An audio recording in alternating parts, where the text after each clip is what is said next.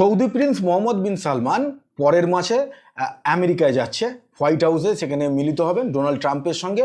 এবং এই খবরটা উঠে আসছে যে মোহাম্মদ বিন সালমান চাইছেন যে কাতারের সঙ্গে আমেরিকার যেরকমভাবে একটা ডিফেন্স প্যাক্ট সাইন হয়েছে সেরকমই সৌদির সাথেও যাতে আমেরিকা সেই একই রকম ডিফেন্স প্যাক্ট সাইন করে।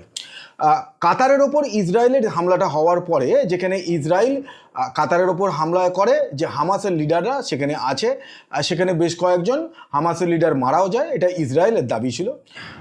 এরপরেই কাতারকে শান্ত করার জন্য, কারণ কাতারে আমেরিকার এয়ার ডিফেন্স সিস্টেম রয়েছে, এয়ার বেস রয়েছে, ফলে স্বাভাবিকভাবেই আমেরিকা এবং কাতারের মধ্যে একটা বন্ধুত্বপূর্ণ সম্পর্ক রয়েছে। সেই বন্ধুত্বকে আরও গাঢ় করার জন্য আমেরিকা কাতারের সঙ্গে একটা ডিফেন্স প্যাক্ট সাইন করেছে এবং এখান থেকে এই চুক্তিই হয়েছে যে যদি কাতারের ওপর কেউ হামলা করে সেটা আমেরিকার ওপর হামলা বলে ধরা হবে। একই রকম চুক্তি সৌদি আরব করতে চাইছে আমেরিকার সঙ্গে।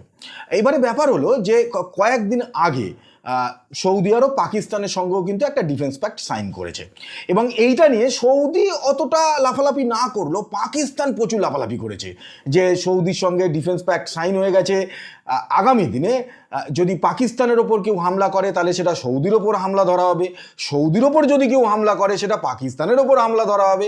এই নিয়ে বেশ একটা বেশ নাটক তৈরি করেছিল। এবারে পাকিস্তান এই যে এত নাচানাচিটা করলো, তারপরে এই যে সৌদি আরব এখন আমেরিকার সঙ্গে ডিফেন্স প্যাক্ট সাইন করতে চাইছে কেন? এর বেশ কয়েকটা কারণ আছে, কিন্তু প্রথম কারণ হচ্ছে যে দেখবেন এক ধরনের প্রাণী আছে যাদেরকে বিস্কুট দিলে যেই আপনি বিস্কুট দেবেন আপনার পায়ের কাছে ঘুরঘুর করতে চাইবে। সেইটা কিন্তু সৌদি আরব বুঝে গেছে যে পাকিস্তান হচ্ছে সেই প্রাণীটি, যে বিস্কুট দেবে, যে টাকা দেবে, পাকিস্তান তার।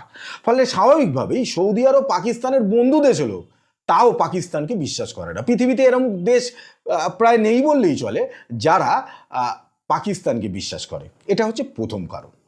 দ্বিতীয় কারণ হচ্ছে যে সৌদি যে পাকিস্তানের সঙ্গে ডিফেন্স প্যাক্টটা সাইন করেছিল এটা তো অ্যাকচুয়ালি আমেরিকার কথায়, কারণ আমেরিকা চাইছিল যে ভারতকে ছোট করার জন্য পাকিস্তানকে কি করে ওপরে তোলা যায় এবং সেই জন্য সোশ্যাল মিডিয়ার থ্রু ধরে, কারণ যেহেতু ওদের কাছে এই পাওয়ারটা রয়েছে যে সোশ্যাল মিডিয়াটা ওদের হাতেই রয়েছে, সেই জায়গা থেকে পাকিস্তানকে একটু হাইপ দেওয়ার জন্য সৌদির সঙ্গে একটা ডিফেন্স প্যাক্ট করিয়ে দেয়। কিন্তু সৌদি আমেরিকার কথা ডিফেন্স প্যাক্ট করলেও পাকিস্তানের সঙ্গে সৌদি তো নিজে জানে যে পাকিস্তান আদতে কি, কারণ সারা পৃথিবীতে যতগুলো দেশ আছে তার মধ্যে সৌদির কাছেই পাকিস্তানের নেতা মন্ত্রীরা, সে শাহবাজ শরীফ হোক, ইশাকদার হোক, খ্বাজা আসিফ হোক, যেই হোক না কেন, তারা মোটামুটি সপ্তাহে সপ্তাহে পৌঁছে যায় টাকার জন্য। ফলে সৌদি জানে যে পাকিস্তান একটা বিক্রি দেশ এবং বেসিক্যালি ওইটা আর কি বিস্কুটের যে ব্যাপারটা। ফলে স্বাভাবিকভাবেই সৌদি পাকিস্তানের ওপর ভরসা রাখতে কোনো অবস্থাতেই পারবে না। সেই কারণেই সৌদি এখন চাইছে আমেরিকার সঙ্গে একটা ডিফেন্স প্যাক্ট করতে। এবারে আসি 3 নম্বরে। 3 নম্বর কারণটা হচ্ছে যে যখন পেহেলগাম ইনসিডেন্টের পর ভারতের যে অপারেশন সিন্দুর হলো, সেইখানে পাকিস্তান নিজের দেশের মানুষকে বোকা বানিয়ে বলল যে যুদ্ধ জিতেছে, এগুলো তো হলো, কিন্তু দুনিয়া তো জানে, বিশেষ করে যারা বিভিন্ন দেশের রাষ্ট্রপ্রধানরা তারা তো জানে যে আদৌ পাকিস্তানের যোগ্যতাটা কি এবং অপারেশন সিন্দুরে পাকিস্তান কিভাবে লাথ খেয়েছে সেটা তো সৌদিও জানে। ফলে সেই জায়গা থেকে সৌদি অতটা চিন্তিত হয়নি যে পাকিস্তান লাথ খাওয়ার পর, কারণ পাকিস্তান লাথ খেয়েছে ঠিকই আছে। কিন্তু যখন এই যে আফগানিস্তানের সঙ্গে পাকিস্তানের এখন যে ঝামেলাটা হচ্ছে, মানে আফগানিস্তানের ফরেন মিনিস্টার আমির খান মুত্তাকি যখন ভারতে এলো, সঙ্গে সঙ্গে পাকিস্তান গিয়ে আফগানিস্তানে এয়ার স্ট্রাইক করে চলে এলো।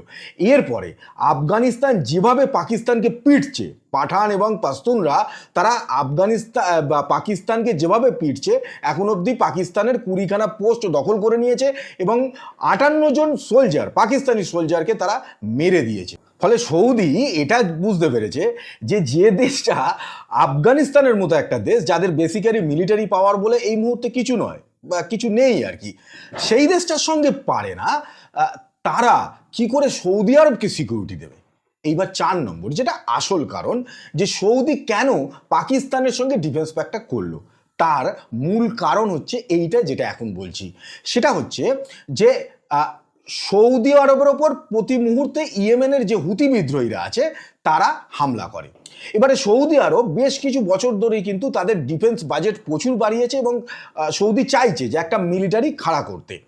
সেই জায়গা থেকে সৌদির বক্তব্য হচ্ছে যে তারা যে মিলিটারিটা তৈরি করছে সেইটাকে ইয়েমেনের হুতিদের সঙ্গে লড়াইয়ের জন্য তারা খরচ করতে চায় না। তারা চায় না যে আরবের যে সোলজাররা, সৌদির যে সোলজাররা, তারা ইয়েমেনের সঙ্গে লড়াইটা করুক। তাহলে লড়াইটা কে করবে? লড়াইটা করার একমাত্র দেশ হচ্ছে পাকিস্তান।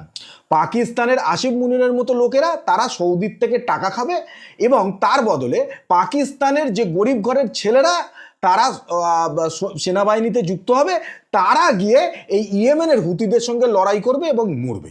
কারণ সৌদির কাছে প্রচুর টাকা আছে, তাই যার কাছে টাকা আছে সে কেন লোকবল ক্ষয় করতে যাবে? যে ভিখিরি সে লোকবল ক্ষয় করবে। ফলে এই সমস্ত কারণগুলোর জন্যই কিন্তু সৌদি এবং পাকিস্তানের মধ্যে যে ডিফেন্স প্যাক্টটা হয়েছিল সেটা যে আদতে একটা শুধু লোক দেখানো ওপরে ব্যাপার, ভেতরে ভেতরে আদৌ এর কোনো রকম গ্রহণযোগ্যতা নেই, সেটা বোঝা যায় যখন আফগানিস্তান এখনও হামলা চালিয়ে যাচ্ছে পাকিস্তানের ওপর। সেখানে কিন্তু সৌদি আরব চুপ করে বসে আছে। এমনকি পাকিস্তান এমন একটা দেশ যে দেশটা আফগানিস্তানের সঙ্গে যুদ্ধে কিছু করতে না পারে এবারে আবার কাতারের কাছে পৌঁছেছে। কাতারের কাছে গিয়ে বলছে যে ভাই আফগানিস্তানের সঙ্গে একটা রফা করে দাও। ওদের এটা একটা পুরনো অভ্যেস যে প্রথমে ওরা গিয়ে একটা এয়ার স্ট্রাইক করবে এবং তারপরে আবার ল্যাজ নাড়তে নাড়তে অন্য কারুর কাছে পৌঁছবে যে ভাই একটা মিটমাট করিয়ে দাও।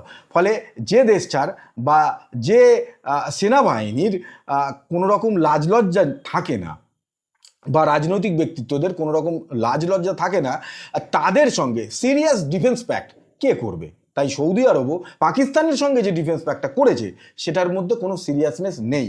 তাই সৌদিকে আবার পৌঁছতে হচ্ছে সেই বন্ধু আমেরিকার কাছে।